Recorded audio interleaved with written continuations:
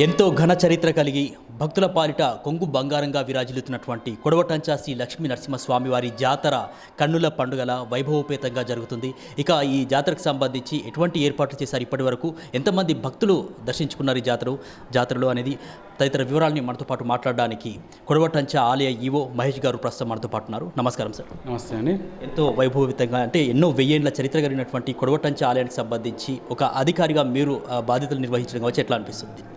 So ఇది first time నేను ఈ జాతర కార్యక్రమంలో పాల్గొనడం చాలా సంతోషంగా ఉంది. ఇంత పెద్ద జాతర ఉంటుందనే విషయం నాకు ఇప్పటివరకు కూడా తెలియదు.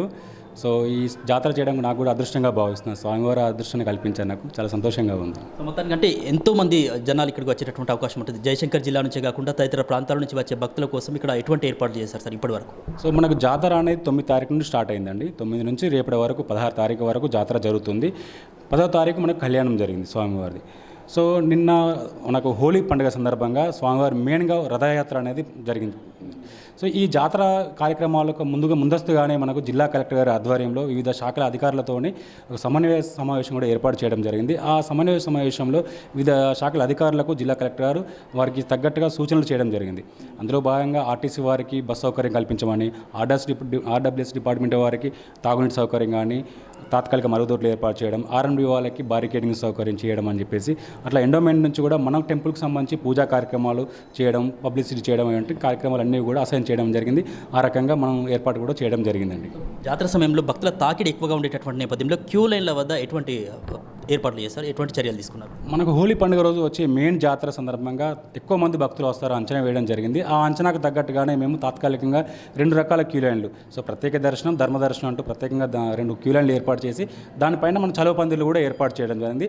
అదేవిధంగా మనకి క్యూ లైన్ స్టార్టింగ్లో ఒకసారి, మధ్యలో ఒకసారి, దేవాలయం లోపల ఒకసారి 3 చోట్ల కూడా తాగునీటి సౌకర్యం కూడా ఏర్పాటు చేయడం జరిగిందండి. అభివృద్ధి పరంగా మనం మాట్లాడుకుంటే అంటే చిన్నగా మొదలైనటువంటి జాతర ఈరోజు ఎంతోమంది భక్తులు వచ్చేసి ఈరోజు లక్షలాదిగా దర్శించుకుంటున్నారు. ఈ నేపథ్యంలో అభివృద్ధి గురించి ఏం చెప్తారు సార్? ఇక్కడ ఎటువంటి అభివృద్ధి జరిగింది? సో నాకు ఇప్పటి వరకు వచ్చిన ఫీడ్బ్యాక్ ఏంటంటే గతంలో జరిగిన జాతరకి, లాస్ట్ ఇయర్ జరిగిన జాతరకి ఈ ఇయర్ జరిగిన జాతర కూడా కొంచెం తేడా కనబడింది అభివృద్ధిలో అని చెప్పేసి చాలామంది భక్తులు కూడా చెప్పడం జరిగింది. అంటే రోడ్డు వెడల్పు కావచ్చు, లేకుంటే బయట ఉన్న సదుపాయాలు కావచ్చు కొంత మెరుగ్గా ఉన్నాయని చెప్పడం జరిగింది. దీన్ని దృష్టిలో పెట్టుకొని స్థానిక ఎమ్మెల్యే గారు మనకు 12,15,00,000 గవర్నమెంట్ శాంక్షన్ చేయించడం జరిగింది. దానికి సంబంధించిన అభివృద్ధి కార్యక్రమాలు త్వరలో ప్రారంభం కాబోతున్నాయి. మరుసటి జాతరకి ఇంతకన్నా ఎక్కువ మెరుగైన సౌకర్యాలు కల్పించి భక్తులకు ఇంకా ఎక్కువ ఫెసిలిటీస్ ఇవ్వాలనే దృఢ సంకల్పంతో పనిచేయడం జరుగుతుందండి. అంటే ఈ చివరి 2 రోజుల పాటు ఎటువంటి కార్యక్రమాలు ఉండబోతున్నాయి? సో ఇప్పటివరకు ఎంతమంది భక్తులు దర్శించుకున్నారు?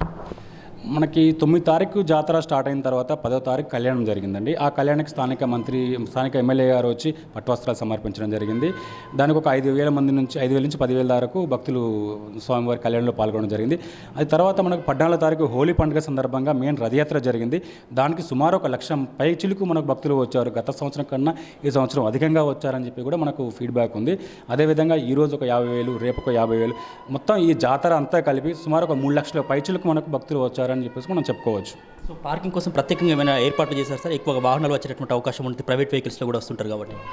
సో మన దేవాలయానికి వివిధ ప్రాంతాల నుంచి భక్తులు అధిక సంఖ్యలో వస్తారు కాబట్టి దేవాలయానికి 3 వైపులా ఏవైతే రోడ్లు ఉన్నాయో ఆ రోడ్లోకి ఎంట్రెన్స్లోనే అక్కడ తాత్కాలిక పార్కింగ్ సదుపాయాలు ఏర్పాటు చేయడం జరిగింది. అదేవిధంగా తాత్కాలిక బస్ స్టేషన్లు కూడా 2 ఏర్పాటు చేయడం జరిగిందండి. సో ఎక్కడి వాహనాలు అక్కడికే ఆగిపోయి మనకు దేవాలయంలో అధికంగా ట్రాఫిక్ నియంత్రణ అనేది ఈజీగా అయిపోయింది ఈసారి. సో అట్లాగే పోలీస్ డిపార్ట్మెంట్ వారు ప్రత్యేకంగా వాళ్ళు సీసీ కెమెరాలు కూడా ఏర్పాటు చేసుకొని ట్రాఫిక్ మూవ్మెంట్ని ఎప్పటికప్పుడు కూడా చూసుకున్నారు వాళ్ళు. సో 150 మంది 200 మందికి పైగా వాళ్ళు పోలీస్ సిబ్బంది కూడా వచ్చారు. వారు ఈ రథయాత్ర సందర్భంగా కావచ్చు, ట్రాఫిక్ నియంత్రణ కూడా వారు చక్కగా వాళ్ళు పాల్గొని భక్తులకు ఎలాంటి అసౌకర్యం గురికాకుండా చర్యలు తీసుకోవడం జరిగింది. మొత్తానికి ఇంత పెద్ద జాతర అంటే లక్షలాదిగా హోలీ రోజు ఎక్కువ సంఖ్యలో భక్తులు వచ్చినటువంటి క్రమంలో ఆయా శాఖల అధికారులు ఇక్కడ విధులు నిర్వహించారు. వాళ్ళ సమన్వయం కావచ్చు, వాళ్ళ విధి నిర్వహణ కావచ్చు, ఏ విధంగా తోడ్పడింది జాతర సక్సెస్ కావడానికి? ఇది మనకు ముందస్తుగానే మనకు కలెక్టర్ గారి ఆధ్వర్యంలో సమన్వయ కమిటీ మీటింగ్ ఏర్పాటు చేసుకోవడంతో వివిధ శాఖల అధికారులకు వాళ్ళకు ఏ పని ఎవరు చేయాలని చెప్పేసి కలెక్టర్ గారు కూడా క్లియర్గా చెప్పడంతో ఆయా శాఖల అధికారులు వారికి సంబంధించి వారికి కేటాయించిన విధులను కూడా వారు నిర్వర్తించి జాతర అనేది ఒక కోఆర్డినేషన్తో, ఆల్ డిపార్ట్మెంట్ సమన్వయంతో భక్తులకు ఇది ఒక గవర్నమెంట్ కార్యక్రమం, భక్తులు అనేది వాళ్ళు అందరికీ అన్ని రకాల డిపార్ట్మెంట్ల వారు సదుపాయాలు ఇవ్వాలి కాబట్టి ఆ రకంగానే వాళ్ళు పాల్గొనడం జరిగింది. దీనివల్ల భక్తులకి ఎక్కడా కూడా ఎటువంటి డిస్టర్బెన్స్ లేకుండా అన్ని రకాల సదుపాయాలు అందించడం జరిగిందండి. మొత్తానికంటే అభివృద్ధి పరంగా కూడా డెవలప్మెంట్ జరిగింది అంటున్నారు కాబట్టి జయశంకర్ జిల్లాకు సంబంధించి ఒక తలమానికంగా కొడవటంచ లక్ష్మీనరసింహస్వామి ఆలయం విరాజిల్లబోతుందని చెప్పుకోవచ్చు. తప్పకుండా అండి. ఇప్పుడే కాదు, ఇక ముందు కూడా మనకి కొడవటంచ వచ్చే గ్రామస్తులకు కావచ్చు, లేకుంటే వివిధ ప్రాంతాల నుంచి వచ్చే భక్తులకు కూడా అన్ని రకాల సదుపాయాలు ఉంటాయి. ఇప్పుడు మనకు అకామిడేషన్ చాలా తక్కువగా ఉంది. సో అన్నదానం ఒకటి కొంచెం ఇబ్బందిగా ఉంది, రోడ్డు కనెక్టివిటీ కొంచెం ప్రాబ్లం ఉంది. ఇవన్నీ కూడా త్వరలో నెరవేరబోతున్నాయి. సో ఇది దేవాలయం ఇప్పుడు జాతర అయిపోవడంతోనే దేవాలయం రెనోవేషన్ కార్యక్రమం కూడా ఉంది. రీకన్స్ట్రక్షన్ అనేది కృష్ణశిలలతో మనం పునర్నిర్మించడానికి కూడా ప్రయత్నాలు జరుగుతున్నాయి.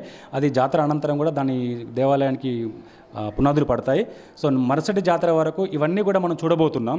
ఖచ్చితంగా నెక్స్ట్ ఈ సంవత్సరం వచ్చిన భక్తులు నెక్స్ట్ ఇయర్ వచ్చే జాతరకి వస్తే ఖచ్చితంగా వాళ్ళు మార్పును చూస్తారు, అభివృద్ధిని చూస్తారు అనేది నేను ఖచ్చితంగా చెప్పగలుగుతాను. Thank you.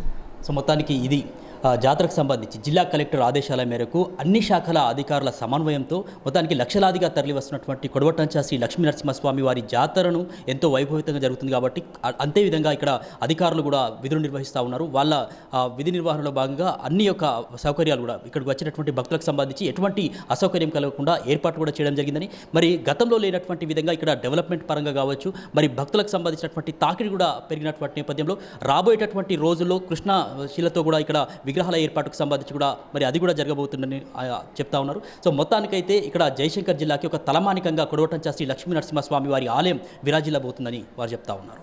వీడియో జర్నలిస్ట్ సత్యనారాయణతో సమీర్, ఆర్బీ న్యూస్.